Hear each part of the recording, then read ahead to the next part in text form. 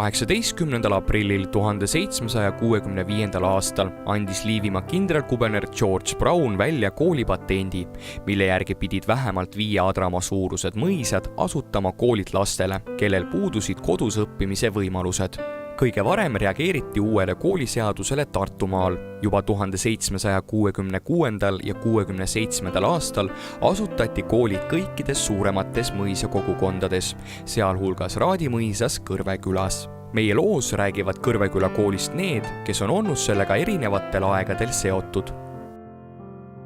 Gustav Otsa õppis Kõrveküla koolis aastatel 1937 kuni 1943 ja sellel ajal asus kool Miina Härma sünnikodus. Koolimaja on vana Kõrveküla koolimaja, kus see Miina Härma sünnikodu on. Siit teeservas oli hästi suur paju, jäme paju ja siin üks suur klass oli ja siis paralleelklassid olid.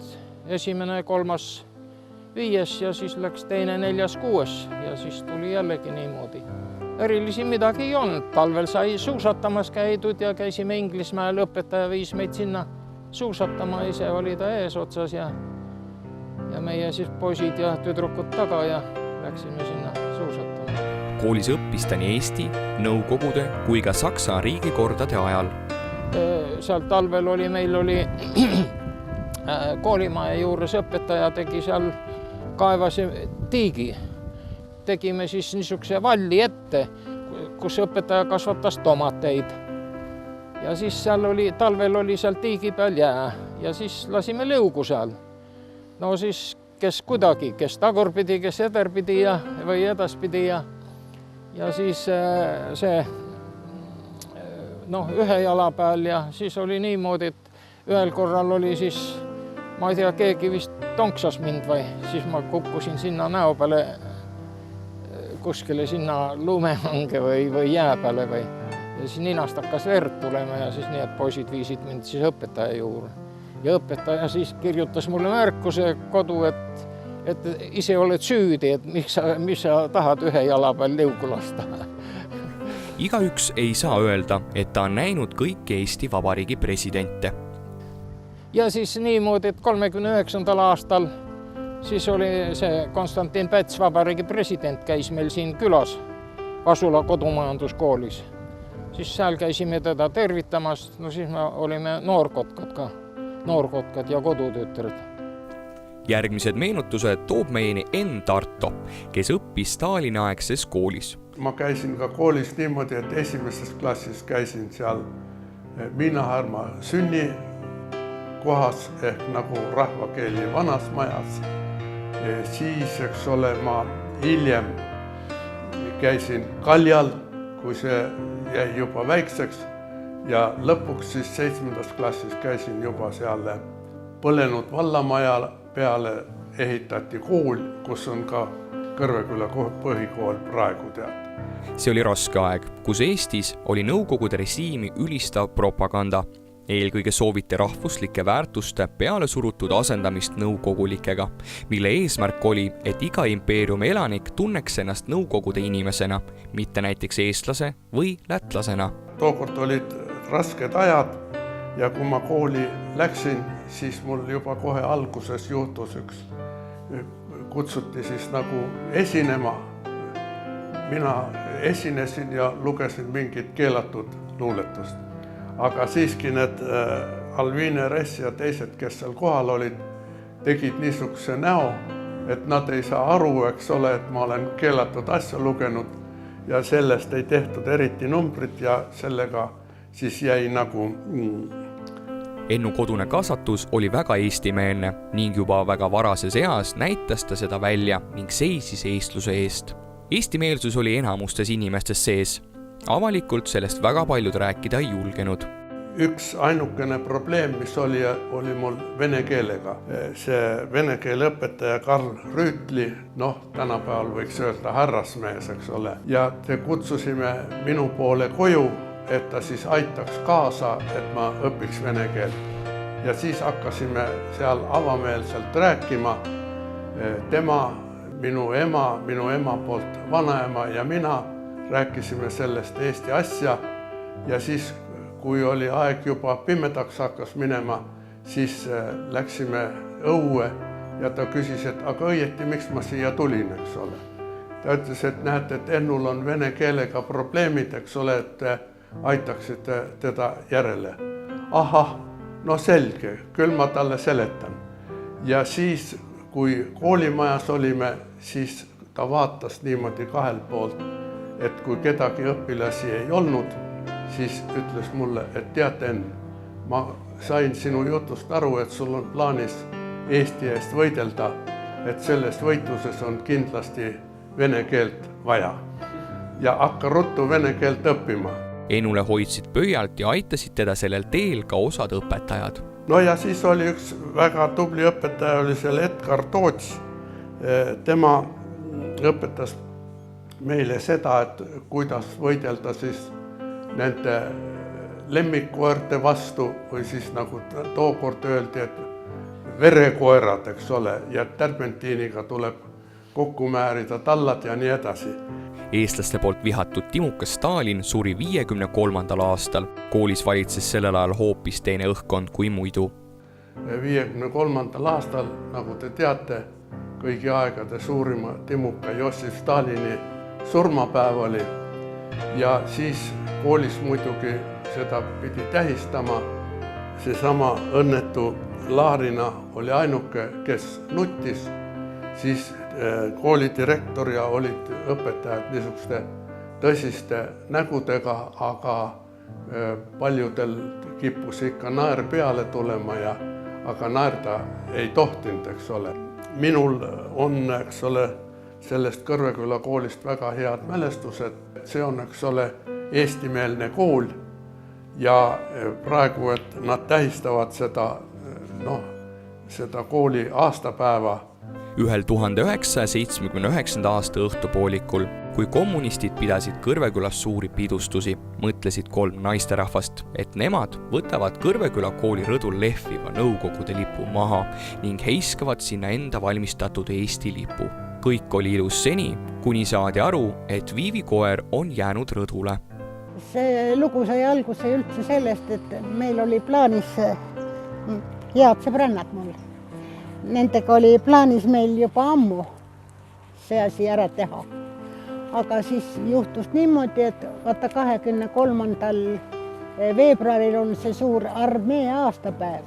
Ja ma olin siis kange isetegevuslane, poolleiliga mõlemad ja siis meil oli estraadikava endil kirjutatud ja käisime seal selles 23. armee aastapäeval laval Kolhoosiklubis esinemas. Ja ruttu sai esinetud ära ja ega seal teised jäid veel sinna kõik kohvitama ja jooma ja sööma. Aga meie ruttu koju ära tulla, sest et rahvas on kõik seal ja siis meil on hea tegutseda. Lipp oli enne juba valmis. Endal värvitud muidugi. Ja siis lipp põue ja koolimaja juures siis võtsime selle vene lipu maha. See oli päris punane. Mitte ei olnud see triiputega, mis Eesti lipp oli Nõukogude ajal. Ikka päris vene lipp oli seal Nõukogude armee aastapäeval. Võtsime selle maha ja sinna panime asemele sinimustvalge. Ja tulime tulema kõik. Aga sellepärast me saime sinna koolimaja rõdu peale sisse, et seal peeti ühte sünnipäeva koolisööklas. Ja tagant kõik uksed lahti. Ja me läksime lihtsalt läbi saali, aga nad olid koolisööklas, need pidulised. Aga ühte asja tähele ei pannud, et mul oli koer kaasas ja koer jäi sinna rõdu peale. Ja te avastasite selle kuna siis, et koer on rõdu peal? Ei avastanudki. Aga kes hommikul läksid, igaüks tundis minu koera. Ja see laskis koera välja, koer ei ütelnud midagi, et ta rõdu peal oli. Ta tuli koju ja mõtlesin, et eks ta käis kuskil oma asju ajamas. Ja vaata, koer andis meid ära. Lippu sõideti vaatama kõikjalt ning uudistajate seas oli ka vabadusvõitleja ning kooli endine vilistlane Enn Tarto. Tartu linna taksojuhid käisid pildistamas seda. Taksodega sõideti ja pildistati seda lippu seal. Nimelt 25. veebruaril 1979. aastal tuli inimene minu juurde ja ütles, et Kõrveküla kooli rõdul on sinimustvalge lipp. Ja mina siis kiiresti teatasin sellest, eks ole, välismaale ja välismaalt siis raadio kaudu juba see info tuli. Ja tuligi siis välja, siis Leiliga meid viidi kohe kinni, aga Viljapaino tuli ise järgi, et mina ka olin, et teised ei pea üksinda kannatama ja kolmekesi. Ja siis panti seal miilitsa jaoskonnas oli üks suur niisugune puur. Nagu lõvid panti puuri väljast lukku ka, et viimati tuleva kallale või mine sa tea. Ja istume seal puuris ja üks venelanna koristaja, vana inimene ütles, et dajte, tavariši, dajte ему 10 лет. Меньше не надо, меньше не надо. Tšoi, проглятая! Tiina Kohver oli aastatel 1986 kuni 1995 koolidirektriss.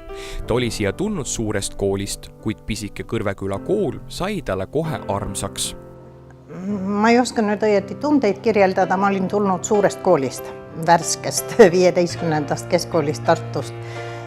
Ja seetõttu tundus ta niisugune väike, armas, kõikide reeglite järgi maakool. Kõik toimis, kõik oli olemas, kõike tehti, mis oli ette nähtud. Tänasega võrreldes, nagu ma tean, ma vaatasin siin hiljuti nimekirju, õpetajate nimekirju, on enamuses noored ja on 1-2 nii-öelda vanemat inimest.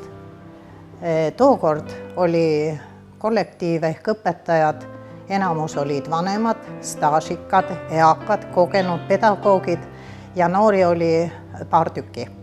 Eesti taasiseseisvus küll aastal 1991, kuid muutused ning huvitav aeg algas juba 1988. aastal. Inimeste südametes oli lootus ning tugev ühtekuuluvustunne.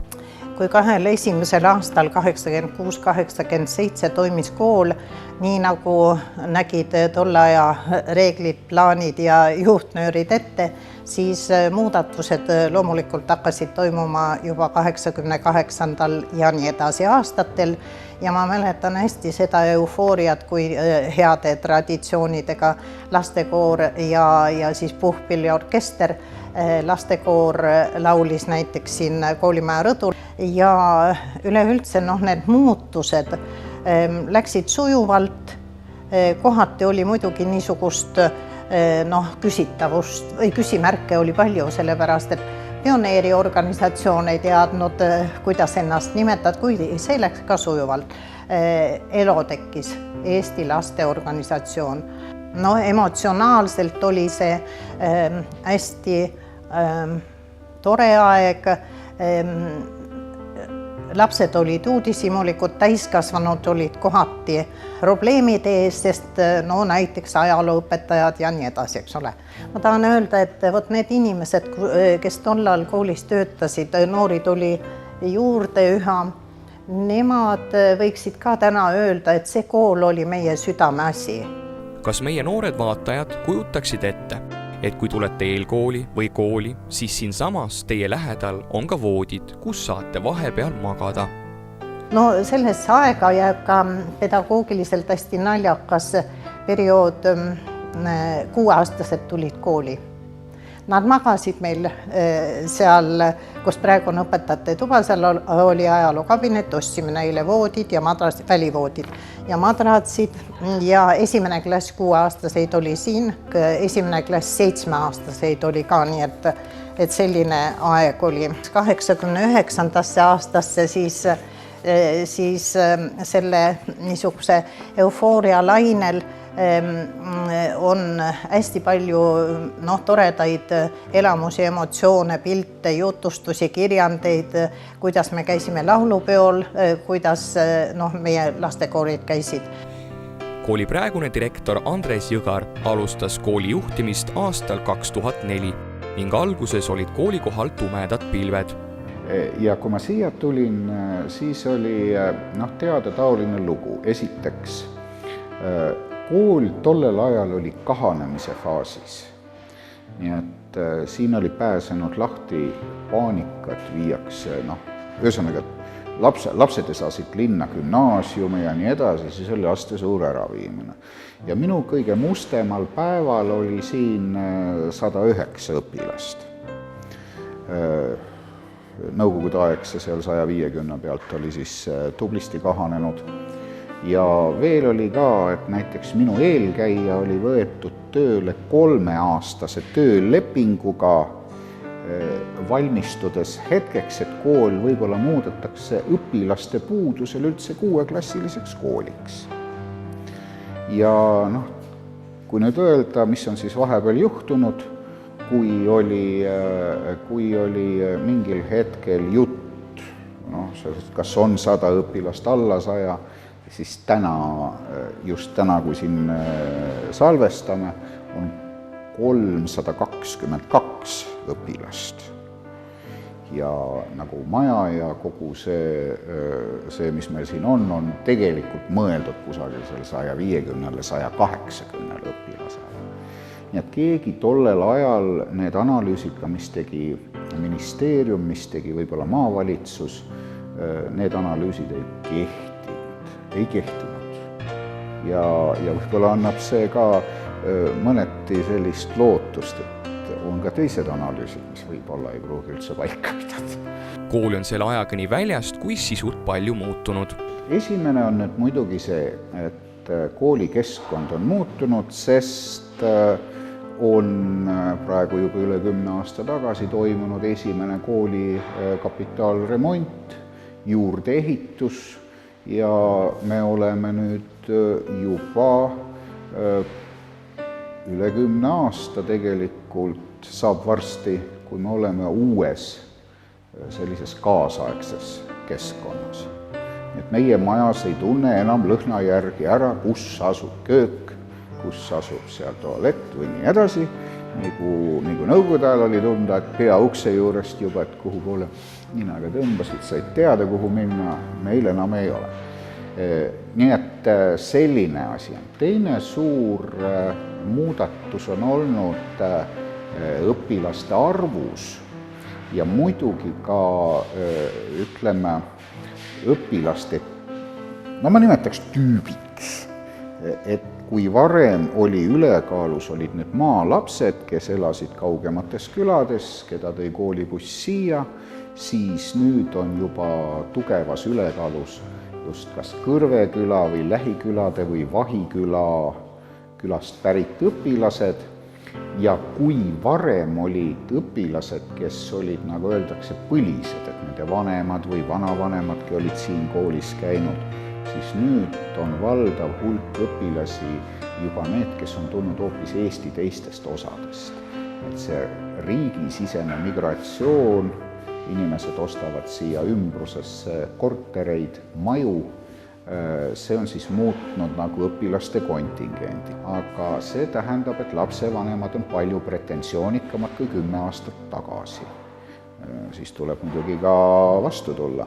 Ja kolmas selline suur muutus on olnud ka, ütleme sellistest 90. aastate mõneti sellisest natukese kaosest haavatud ühiskonnast või ümbrusest tulek praegusesse olukorda, kus me mõneti isegi võime öelda, et näiteks majas on tohutult rohkem õpilasi, aga konfliktsituatsioon on vähem kui näiteks 10 aastat tagasi. Ei ole põhjust minna 6. 7. klassis mõnda linnakooli, et saada eeliseid gümnaasiumisse konkureerimisel, et need, kes tahavad, lähevad siit ka Tartu parimatesse gümnaasiumitesse. Tänapäeval on üha enam tunda, et peame mõtlema kastist välja. see tähendab seda, et lastega tegeletakse individuaalselt, arvestades nende taset. Kõrveküla kool on sellega juba alustanud. Me ei tööta ainult nende õpilastega, kelle tavatunnis on raske olla. Põhilised on meil tavalised õpilased, need tulevad tavaklassis, tavatunnis toime, hästi pisut on siis neid, keda on vaja aidata järele, aga meie oleme ka saanud nüüd nii kaugele asja, et me aitame ka mõningaid õpilasi, kes õpivad edukuse või andekuse tõttu väga hästi. Meil on paar õpilast, kellel on tehtud individuaalsed tunnid, nii et näiteks matemaatikas õpivad nad aasta kõrgema programmi järgi. Ja meil on olemas, kuidas öelda, juba formumas selline töötajaskond või on sellised head kolleegid majja juba tulnud, kellel on olemas ideed ja me saame ka hakata pakkuma just nimelt sellist hästi huvitavat koolilisasid või mis puudutavad valdkondi, nii et näiteks meil on teadusklubi, kus me siis valmistame ette olümpiaadidel käimiseks või üldse konkureerimiseks, nii et näiteks see, mis reaalteadusi puudutab, selline rühm on olemas, seal tegeletakse ka robootika ja palju muuga, väga populaarne ja peagi alustab ka loodusteaduse suund, nii et ma arvan, et me valmistame ja me arvestame oma õpilased ette päris elus, et nad hakkaksid aru saama, mis neid tegelikult huvitab ja et nad oleksid ka konkurentsivõimelised.